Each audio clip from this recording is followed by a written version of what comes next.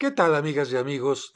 Bienvenidos a un video más para acercarnos al significado de los signos y de los símbolos, concretamente en esta sección de los animales. Nos estamos basando en el libro de George Ferguson, que se llama precisamente Signos y símbolos en el arte cristiano. Y comenzamos el día de hoy con el león.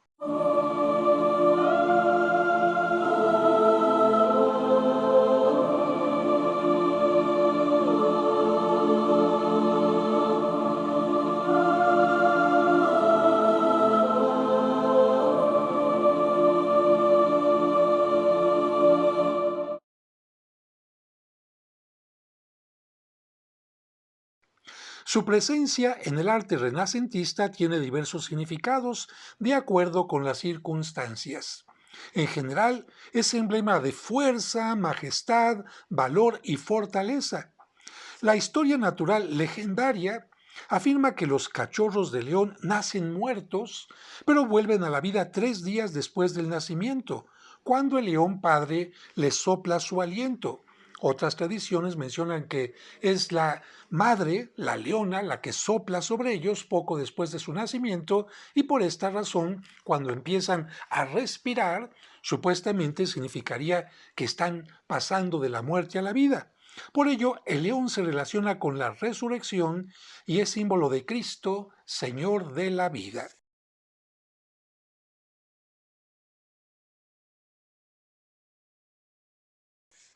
Es también uno de los 4 animales que aparecen en la profecía de Ezequiel. ¿Recuerdas que Ezequiel tiene una visión donde ve a un águila, a un toro, a un león y a un ser humano, y estos 4 seres después van a representar a los 4 evangelistas?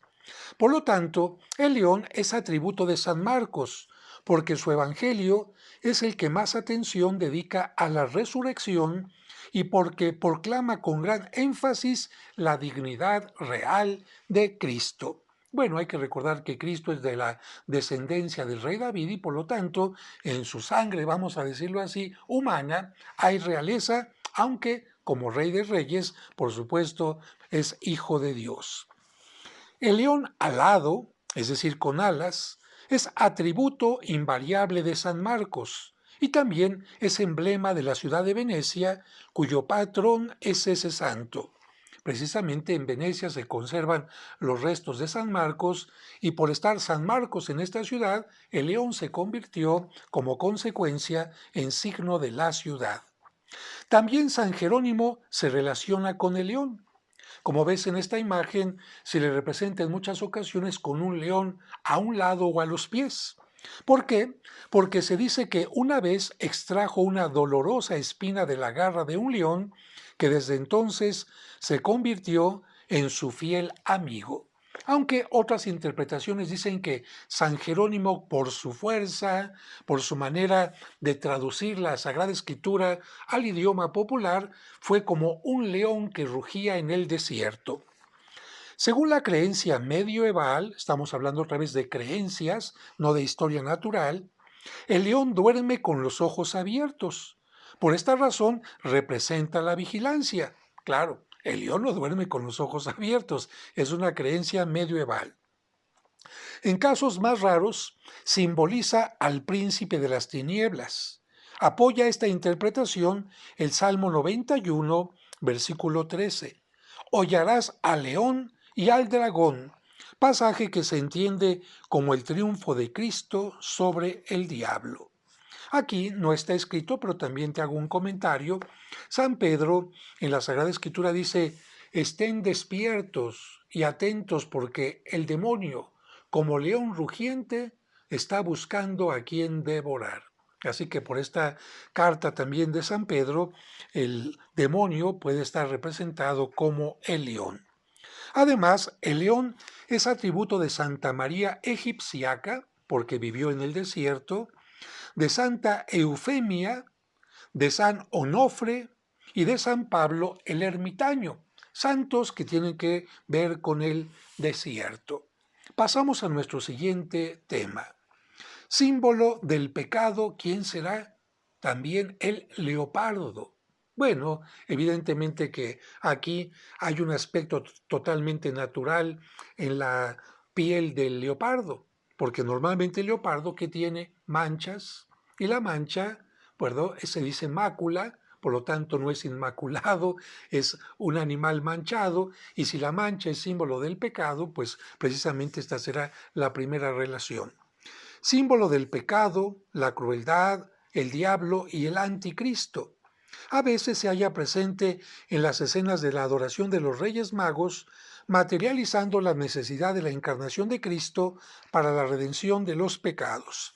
Pero yo diría que en muchas representaciones de la adoración de los Reyes Magos, para que se veía que venían de tierras extrañas, acompañaban a la procesión de los Reyes Magos animales exóticos para aquel tiempo como la jirafa, el leopardo, el elefante y muchos elementos más.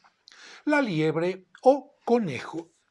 La liebre indefensa en sí representa a los hombres que ponen la esperanza de su salvación en Cristo y en su pasión. Es también un conocido símbolo de lujuria y fecundidad. Bueno, sabemos que los conejos se multiplican fácilmente, por eso símbolo de la fecundidad. A veces se coloca una liebre blanca a los pies de la Virgen María para indicar su triunfo sobre la lujuria. Así que cuando aparezca la liebre a los pies de la Virgen, así como aparece la serpiente también a sus pies, significa que la Virgen no cayó en las trampas de la lujuria. Aquí no lo menciona, pero yo te lo voy a mencionar también. Durante los últimos años, porque esto no es algo que venga desde la antigüedad, se ha utilizado también al conejo, curiosamente, como un símbolo de la Pascua, especialmente en los países, vamos a decir, anglosajones. Incluso se habla de una coneja que es la que lleva los huevos de Pascua y los esconde en el jardín. Una tradición muy curiosa, pero a propósito de esto, yo escribí un cuento que le trata de dar un significado al conejo de la Pascua. Fíjate, el conejo ya apareció antes, pero con una explicación sumamente extraña que no tiene nada que ver con el mundo o el pensamiento cristiano. El sentido que yo le trato de dar, y de hecho hay un cuento que puedes encontrar en mi canal que se llama El conejo de Pascua, menciona lo siguiente, que cuando iban a crucificar a Cristo, un conejillo que iba pasando por ahí se espantó por los gritos, por los tambores, por el sonido de las trompetas de los romanos, y entonces se metió en donde pudo. Y ese lugar donde se metió era una cueva, precisamente en la roca. Y cuando menos se dio cuenta, porque estaba ahí espantado, encerradito todo el tiempo, cuando menos se dio cuenta, ya había muerto aquel hombre crucificado y lo llevaron a enterrar exactamente al lugar donde el conejito se había ocultado. Cuando el conejito quiso salir, no pudo porque estaba lleno con las personas que estaban sepultando, metiendo el cuerpo de Cristo, y esperó a que salieran. Pero cuando iban saliendo, inmediatamente sellaron la puerta con la piedra y el conejito se quedó angustiado, triste, lloroso, toda aquella tarde del viernes, todo el sábado preocupado, pero el domingo en las primeras horas, cuando el sol comenzó a marcar que estaba ya el domingo anunciando el nuevo día de la nueva creación, vio cómo se aparecía aquel hombre, o bueno, no se aparecía, sino que se levantaba aquel hombre que había estado muerto y se talló los ojitos para ver lo que estaba pasando porque creyó que estaba soñando. Vio que todo el sepulcro se llenó de luz y después, por una fuerza especial, aquel hombre hizo que la piedra, sin tocarla, se moviera y salió vivo. Cuando el conejito vio aquello y vio cómo salía aquel hombre, nuevamente pensó que estaba soñando, pero vio que iba caminando y se dio cuenta que no era un sueño. Por lo tanto, el conejito, así como brincan los conejos rápido, rápido, rápido, empezó a decirles a todos lo que había visto, que aquel hombre que había sido crucificado había resucitado. Y como los conejos se multiplican rápidamente, la noticia de la resurrección de Jesucristo se fue multiplicando por todo el mundo, Y por esta razón, el conejo tiene que ver algo con la Pascua. Evidentemente que este es un cuento de mi autoría, pero en este conejito quiero representar a los primeros apóstoles que son testigos de la resurrección de Jesucristo y que después van predicando por una parte, por otra y por otra. Y mira, lo que sucedió hace más de 2000 años ahora es una noticia en todo el mundo. Pero te repito, esto no está aquí en el libro de Ferguson, pero hay que hablar también de esta forma de ver al conejo. Lobo. El lobo es en ocasiones atributo de San Francisco de Asís. Te recuerdo que la palabra atributo significa aquel elemento, aquella cosa, aquel animal que aparece junto a un santo para ayudarlo a identificarse. Es decir, si yo veo a varios franciscanos, por ejemplo, y veo que un franciscano tiene los estigmas, es San Francisco de Asís. Si veo que otro franciscano tiene al niño Jesús, puede ser San Francisco o San Antonio de Padua. Si no tiene barba ni bigote, es San Antonio de Padua. Pero si veo a un franciscano que está con un lobo, no hay duda alguna de que se trata de San Francisco de Asís, porque esto se funda en la famosa historia del lobo de Gubbio. Gubbio es una población medieval muy cercana a Asís, que por cierto conserva todavía su forma medieval. Si algún día puedes ir a Italia y quieres sentirte en la Edad Media, puedes visitar esta localidad. Los habitantes de Gubbio perseguían a un lobo que había estado causando graves daños. Cuando San Francisco se encontró con él, el santo lo llamó hermano lobo, lo protegió, porque esa criatura no sabía obrar mejor y San Francisco se dedicó a reformarlo, indicando esta historia que San Francisco se dedicaba a evangelizar a criminales, a gente que se dedicaba a la vida del mal. Mariposa.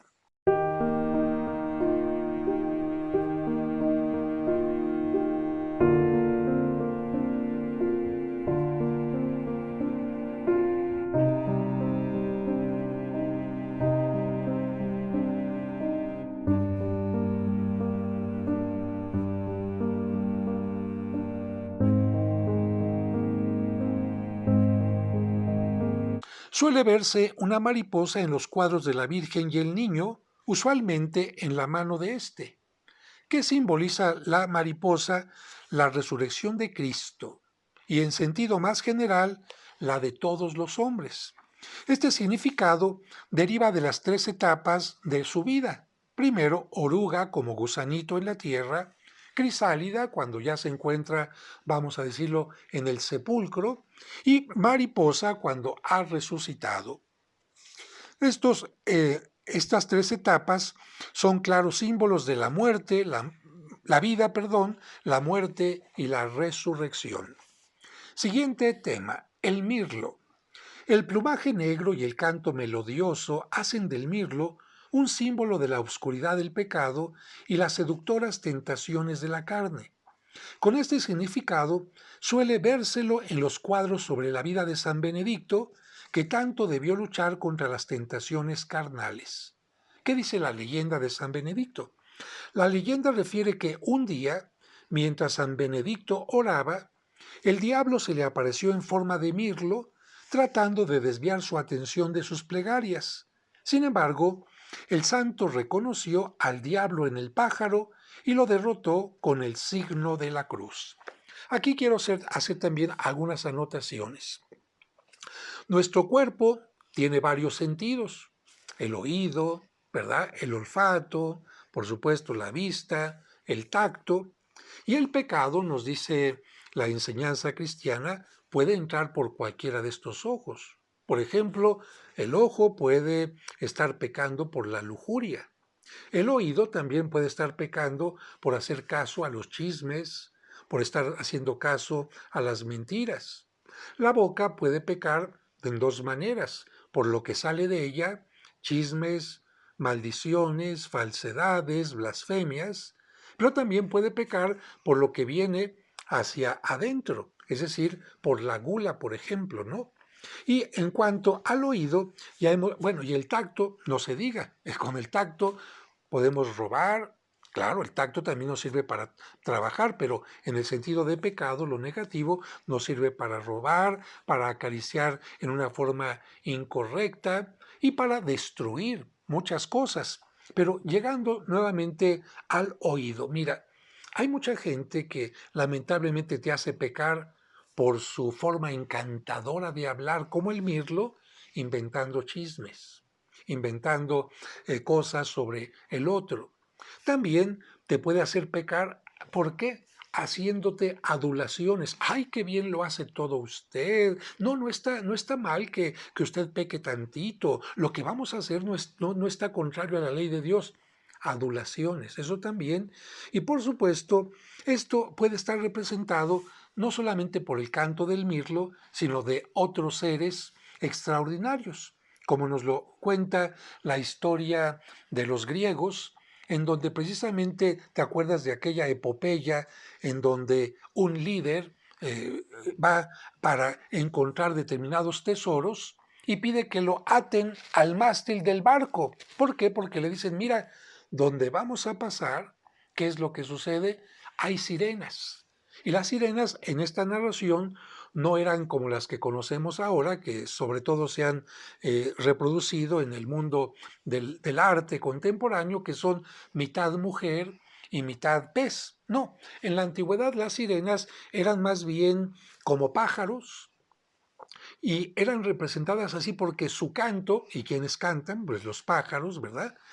Que tenían un canto tan melodioso que atraían a la gente y al atraerlos hacían que los conductores de las naves, por estarlos escuchando, estrellaran su barco contra las rocas.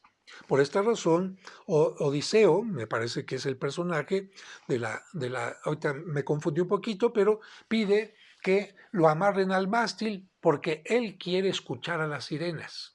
También se decía que al escucharlas la gente podía enloquecer, ir tras ellas y lanzarse al agua, y ahí es donde morían ahogados. Entonces, bueno, se hace una estrategia para que los que van remando no oigan las sirenas, con algunos tapones especiales, y el héroe de la escena pide que lo amarren, por lo tanto puede escuchar a las sirenas, pero fíjate bien, no cae en sus garras. Por esta razón, este personaje se va a convertir en signo de Cristo, que atado al mástil, atado a la cruz, fue tentado por el demonio desde que comenzó su predicación, su misión, pero Cristo no cayó.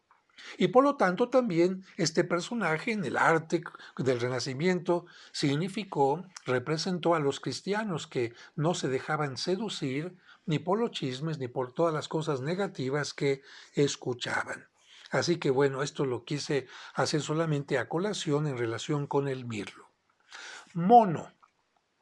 En el arte cristiano, la figura del mono se ha utilizado para simbolizar el pecado, la malicia, la astucia y la lujuria.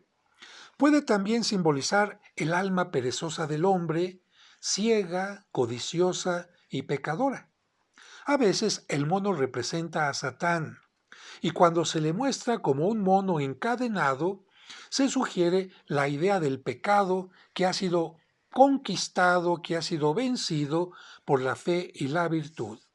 El mono aparece a veces junto con otros animales en las escenas de la adoración de los magos. Ya te he dicho por qué, por digamos lo rico de la escena donde hay animales exóticos, y también el mono puede estar al pie de alguno de los apóstoles para indicar que ha sido vencido el demonio por la predicación. Mosca. De antiguo se la considera portadora del mal y la peste. En el símbolo cristiano significa el pecado. Bueno, evidentemente vemos a la mosca constantemente en basureros, vemos a la mosca en las cosas podridas, vemos a la mosca en los cementerios. Curiosamente no vemos a la mosca en las flores. Por lo tanto, la mosca, si se alimenta de lo podrido, de lo que es basura, de lo que no vale, en ese sentido, se convierte en signo del pecado. En ocasiones aparece en los cuadros de la Virgen y el Niño, encarnando la idea del pecado y la redención. A la mosca, portadora de peste, se solía oponer el jilguero, que era como una especie de talismán o amuleto contra las enfermedades. Oso. Por su salvajismo, simboliza la crueldad y las influencias nocivas. En el Antiguo Testamento representa el reino de Persia, que atrajo sobre el mundo la muerte y la corrupción y fue finalmente destruido por Dios. Esto tomado de las visiones que tuvo el profeta Daniel y concretamente en el capítulo 7, versículo 5. También hay unos osos que aparecen en la historia del Libro de los Reyes. Dos osos surgieron del bosque y devoraron a los niños que se estaban burlando del profeta Eliseo a causa de su renquera. Tú recordarás que Eliseo no caminaba como una persona ordinaria, sino que cojeaba, y entonces unos niños se burlaron de él, y como castigo, nos dice este segundo libro de los Reyes, en el capítulo 2, versículo 24, aparecen unos osos y los devoran. Se creía que los osesnos nacían amorfos, es decir, sin forma, como una especie de masa, y que la osa les daba forma poco a poquito. Esta acción legendaria se convirtió en símbolo del cristianismo que reforma, regenera, va dando forma a los pueblos paganos. De modo análogo, pueden interpretarse varias leyendas referentes a la domesticación de osos por santos. Es típica la historia de Santa Eufemia, que arrojada a la arena ante las fieras, fue adorada y no devorada por un oso. Esta historia sobre Santa Eufemia también se repite en otras mártires donde las lanzan a las bestias y lejos de que las bestias las devoren, las respetan. Y por supuesto también apareció la figura del oso en la figura del Papa Benedicto XVI.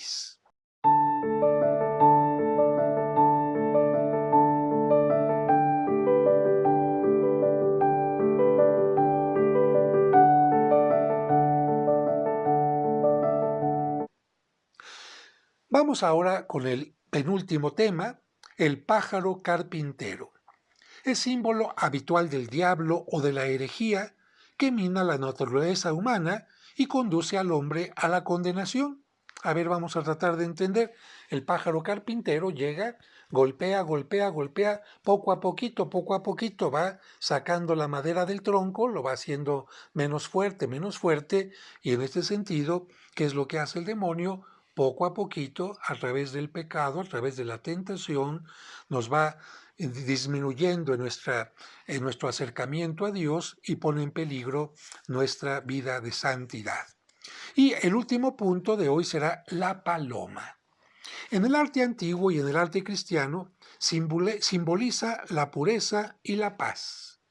Después del diluvio, la paloma enviada por Noé regresó al arca llevando una rama de olivo y demostrando así que las aguas habían bajado. Ya había aparecido el olivo y por lo tanto las aguas han bajado y que Dios ha hecho las paces con el hombre.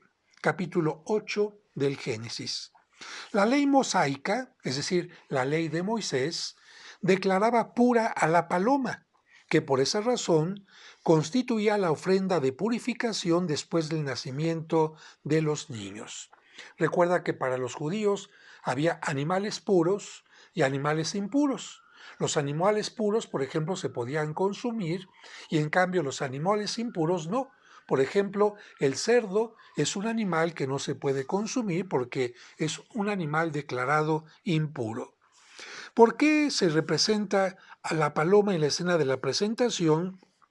Porque el libro de Levítico, este libro que nos muestra todas las leyes para purificación de un leproso, de una mujer que ha dado a luz, etcétera, las leyes que tenían que cumplir los judíos, se menciona que una mujer cuando daba a luz tenía que esperar 40 días para purificarse. Y a los 40 días, si era rica, tenía que llevar un animal grande, una res, un cordero, en fin, y una paloma. ¿Qué se hacía con estos dos animales?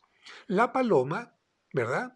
Era rociada con la sangre del animal sacrificado y se le dejaba ir. Y con esa misma sangre se rociaba a la mujer, y la mujer, como la paloma, se consideraba pura. Solamente cuando las parejas de esposos no tenían dinero para llevar un animal grande y la paloma, se les permitía que llevaran 2 palomas o 2 pichones. A un pichón se le sacrificaba y al otro se le dejaba ir volando. Continúo con lo que dice aquí. En la escena de la presentación de Cristo en el templo, suele verse a José con 2 palomas blancas en un cesto.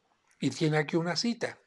Cumplido el tiempo de la purificación de la madre, según la ley de Moisés, llevaron al niño a Jerusalén para presentarle al Señor y para presentar la ofrenda de un par de tórtolas o 2 palominos, como está también ordenado en la ley del Señor. Lucas capítulo 2, versículos del 22 al 24. Como emblema de pureza, la paloma está posada a veces sobre la vara de José, indicando que él fue elegido para ser marido de la Virgen María. Aquí también te contesto, más bien te manifiesto lo siguiente. La tradición vertida en el Antiguo Testamento nos menciona que sobre la vara de Aarón, elegido por Dios, el hermano de Moisés, surgió una flor blanca de almendro, como símbolo de elección. Los evangelios apócrifos nos dicen que sobre la vara de José también floreció una flor de almendro, o incluso que surgió una paloma.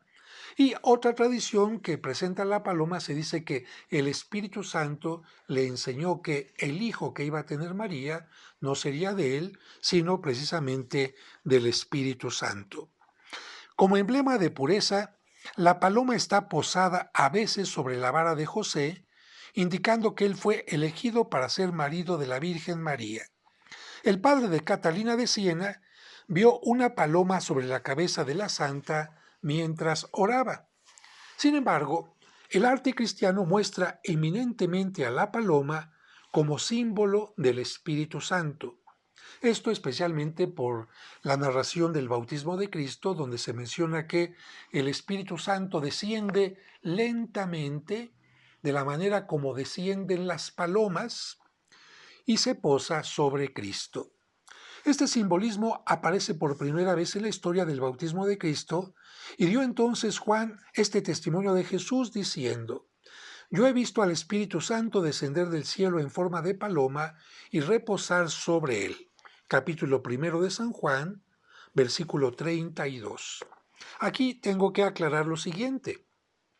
Algunos expertos en Sagrada Escritura dicen que no descendió como una paloma, es decir, ¡ay, estoy viendo una paloma con alas, pico y ojitos! No, los expertos dicen, así como descienden las palomas lentamente, así en esta forma lenta descendió el Espíritu Santo sobre Cristo. Sin embargo, pues la interpretación de algunos pintores, de algunos teólogos, han hecho que al Espíritu Santo se le represente en forma de esta ave. La paloma, símbolo del Espíritu Santo, figura en los cuadros de la Trinidad, el bautismo y la Anunciación a María.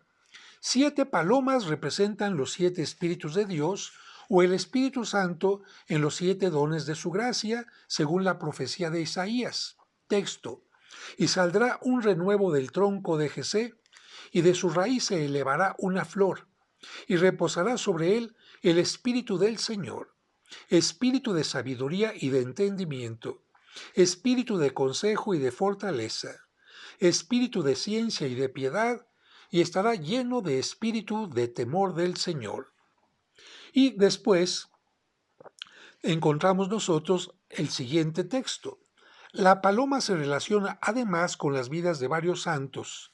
Es atributo de San Benedicto porque él vio volar al cielo el alma de su hermana escolástica. Cuando hablamos de San Benedicto, estamos hablando de San Benito Abad, el fundador de los benedictinos. También es atributo de San Gregorio el Grande o San Gregorio Magno, sobre cuyo hombro se posaba la paloma del Espíritu Santo cuando escribía. Bueno, esto es como una metáfora, es como para decir, el Espíritu Santo se para aquí como palomita, ¿para qué? Para estarle inspirando lo que tenía que hacer.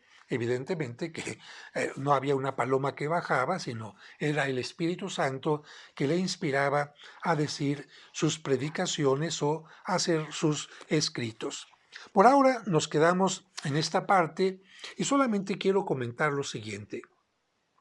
Cuando hablamos de símbolos y signos en el arte cristiano, no se refiere únicamente a la pintura, a la escultura y otras artes menores, sino también se refiere al arte de la poesía, porque tú sabes que en la poesía se utilizan muchas metáforas, muchos signos, muchos símbolos, y precisamente en la poesía también se utilizan estos elementos que nosotros estamos utilizando.